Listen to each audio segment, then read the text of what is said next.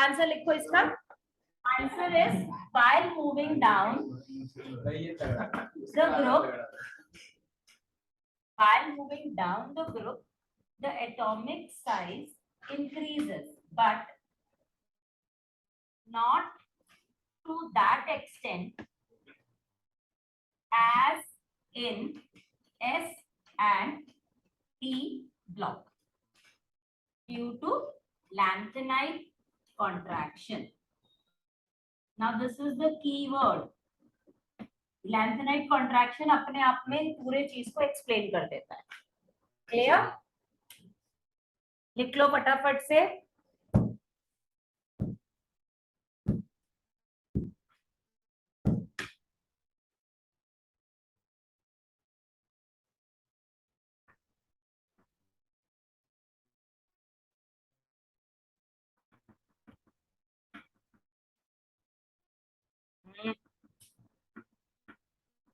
आदि stop it. वो sign क्यों लिखा आपने? व्हाट बच्चा? ना साइन क्यों लिखा? साइन इंक्रीजेस बट मैंने साइज इंक्रीजेस लिखा है। साइज है वो। साइज हाँ।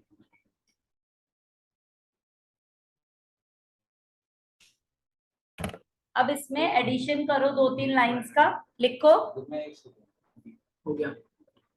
This is an intervention of, या लिख सकते हो this is because of, this is because of, this is because of 4f orbitals, this is because of 4f orbital, Kartik लिखो, this is because of 4f orbital which is filled before 4d orbital,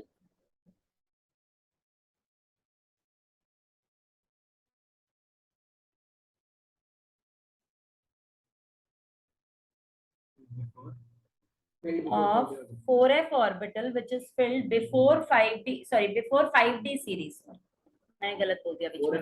4f orbital filled before 5d series, 5d orbital बोल दिया था गलती से, 5d series लिखना। and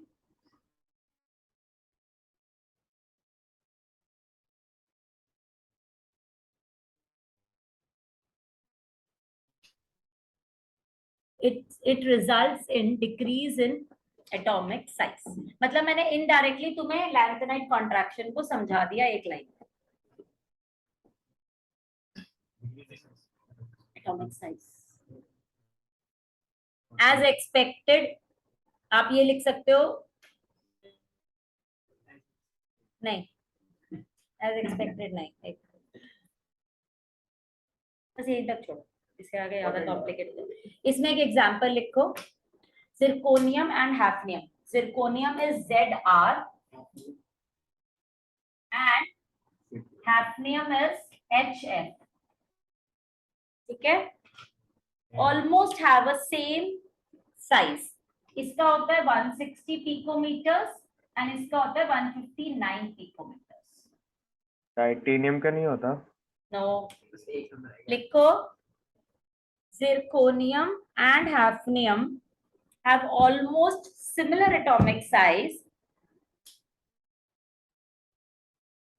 because of lanthanide contraction.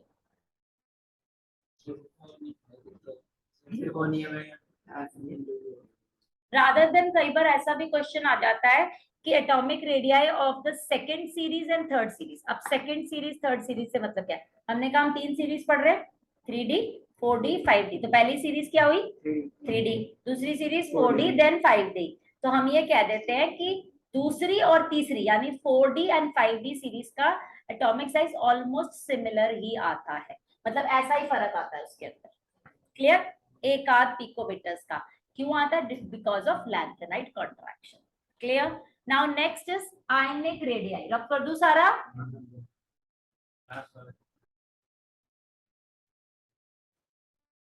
Ionic radii का मतलब क्या होता है पहले ये बता दो।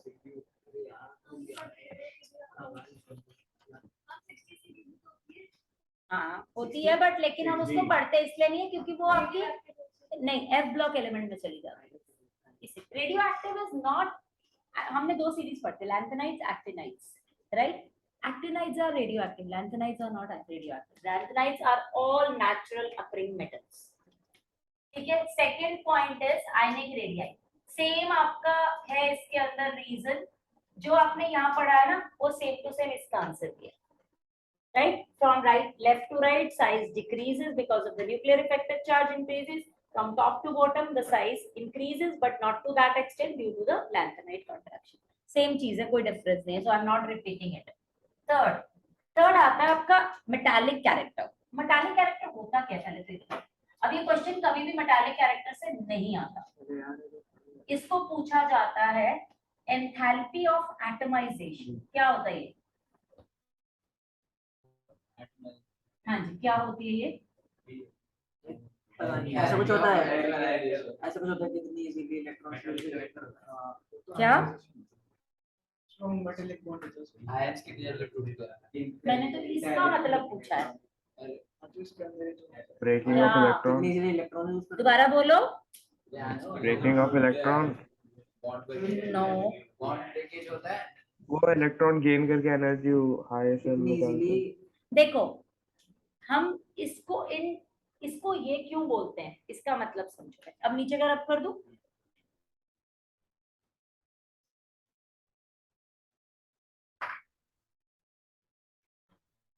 सपोज करो ये मेरा एक आयरन का पीस है, इसमें सारे आयरन है, इसमें से एक आयरन को बाहर निकालना है मुझे, एक एटम को बाहर निकालना है, जो एनर्जी लगेगी उसे कहेंगे एंथैल्पी ऑफ एटमाइजेशन। अब वो मेटालिक कैरेक्टर को कैसे जस्टिफाई करती है? ऐसे जस्टिफाई करती है कि इनकी एंथैल्पी ऑफ एटमाइजेशन बहुत ज्यादा होती है। क्यों ज्यादा होती है? अब क्वेश्चन, क्योंकि इनके पास सिंगल पेयर होते हैं, ये सारे एक दूसरे के साथ जुड़े रहते हैं, स्ट्रॉन्ग बॉन्ड बनाते हैं, इसलिए एंथैल्पी ऑफ एटमाइजेशन ज्यादा होती है। ठीक है सब गया या ऐसे बाउंस मारा?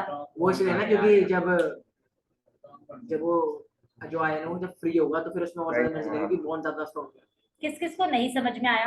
वेरी गुड, समझो इसे दोबारा से। मेरा ये आयरन है, मुझे इसमें से इसको निकालना है, मुझे एनर्जी लगानी पड़ रही है। ये जितना ज्यादा स्ट्रांग होगा, अगर इसे फेविक्विक से चिपका दिया जाए समझ लो, तो ये स्ट्रांग बॉन्ड है, मुझे इसे तोड़ने के लिए उतनी ज्यादा एनर्जी लगानी पड़ेगी, यानी इसका enthalpy of atomisation is very high.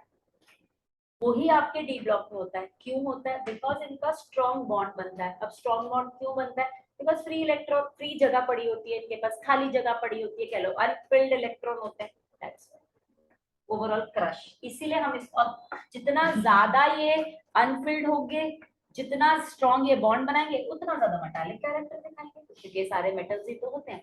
Clear हो गया अभी? Tanishka, Akshat, Siddharth, is it clear?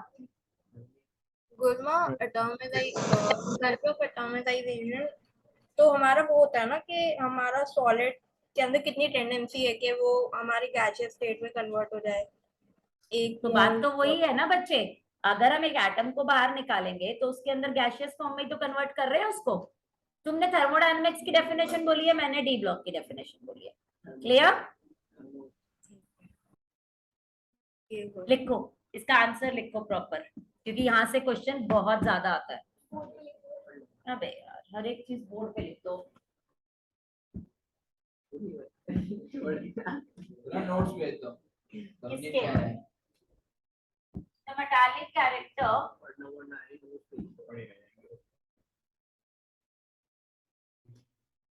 The metallic character of transition elements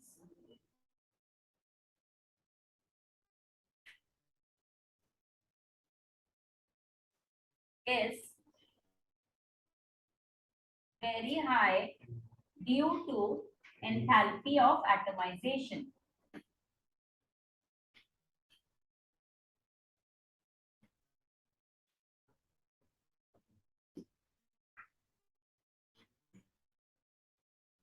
Second point, as they have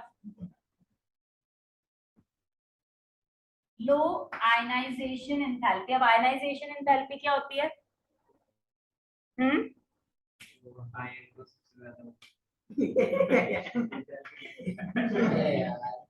बोलो क्या होती है?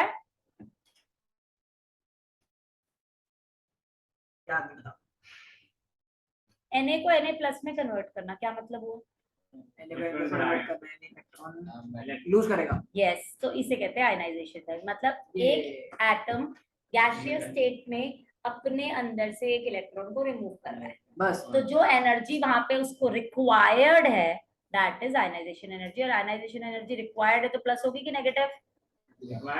Negative plus positive. हाँ, अब ऐसे करूंगी तो ऐसे तो समझ में आ ही जाएगा तुमको।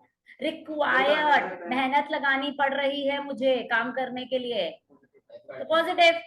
स्टेबिलिटी ले रही हूँ तो रिलीज करूंगी एनर्जी, दैट मींस नेगेटिव। सब भूल चुके हो? As they have low ionization enthalpy and have unpaired electrons.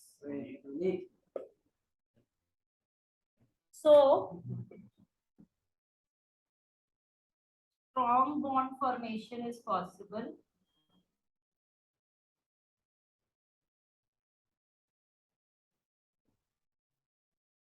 Clear?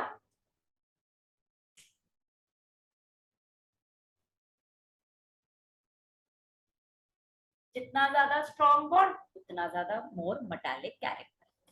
ठीक है, तो क्या हम ये कह सकते हैं नंबर किसके पास, अगर मैं तुम्हें एग्जांपल दूं, cobalt, chromium, molybdenum and tungsten.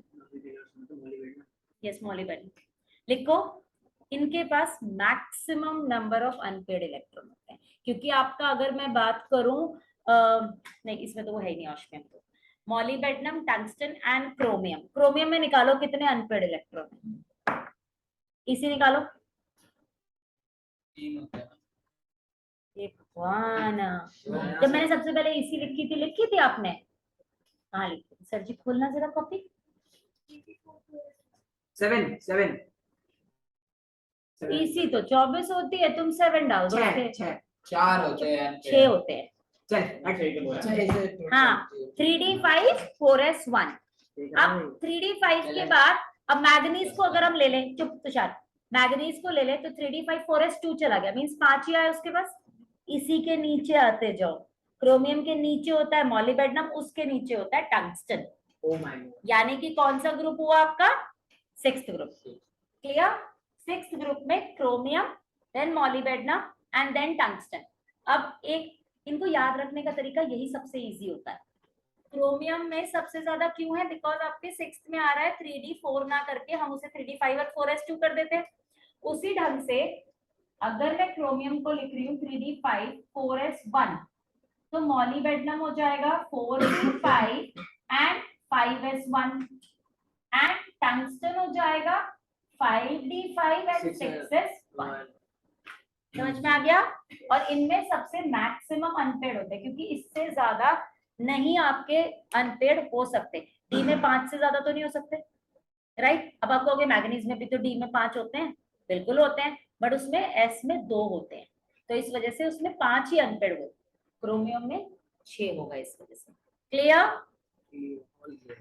तो ये सबसे ज्यादा हार्ड मेटल्स में माने जाते हैं। अगर क्वेश्चन आ जाए why tungsten, molybdenum and chromium are considered as a hardest metals, the reason is they have a maximum number of unpaired electrons, so and their ionization enthalpy is very low, they form a strong bonds, hence they are more metallic in nature. Clear? किसी को doubt है इतने में? अभी ये शक्लें ऐसी क्यों बना रखी हैं? अब मरकरी के ऊपर एक क्वेश्चन लिखो।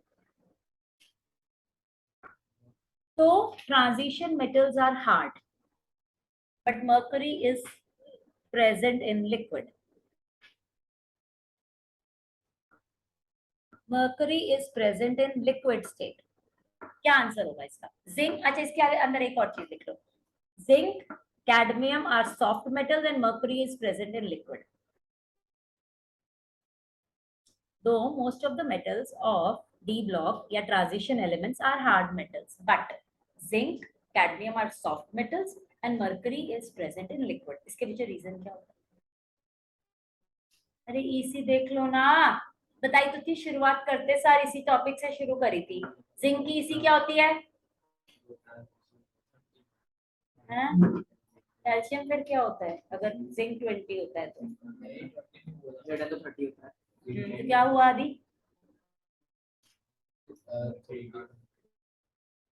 3D स्टार्ट होगा ना वो, मतलब 3D10 4s2। उसके नीचे आया कैडमियम, क्या हुआ? 3D10 4s2 4D1 4D10 5s2। अरे नीचे नीचे अच्छा ठीक है चलते ठीक है, जाओ अच्छा ना, ठीक है ठीक है ठीक है। ये देखो ग्रुप में कह रही हूँ नीचे अच्छा, वो मैं element Same case, 3D10 4s2 cadmium 4D10 5s2 4D10 5s2 and mercury 5D10 6s2 5D10 6s2। अब ये सोचो 5D भर रहा है मतलब 4f भी भर चुका होगा, हाँ कितना लैंथेनाइट कॉन्ट्रैक्शन की वजह से गैप आ रहा होगा कितना सारा, हाँ राइट? साइज भी बढ़ रहा है तो उसकी वजह से फोर्स ऑफ अट्रैक्शन कम हो रहा है न्यूक्लियस के साथ, इसलिए liquid साइज है। तो बढ़ रहा है ना, इसीलिए वो लिक्विड स्टेट में चला जाता है। और यहाँ पे आप देखो सारे पेयर्ड है, सारे इलेक्ट्रॉन तीनों में पेयर्ड है, कोई भी एक भी अनपेयर्ड नहीं है, तो आपका एंथैल्पी ऑफ एटमाइजेशन यहाँ पे कम हो गई, तो इसलिए वो सॉफ्ट मेटल्स में काम हो जाते हैं। क्लियर? ठीक है। दोबारा एक रिपीट कर रही हूँ, इनके अंदर सारे फिल्ड इलेक्ट्रॉन्स होते हैं, नीचे जाते वक्त साइज बढ़ रहा है तो मरकरी इसलिए लिक्विड हो गया और ये दोनों सॉफ्ट मेटल्स में काउंट हो गए। आज के लिए इतना, थैंक यू।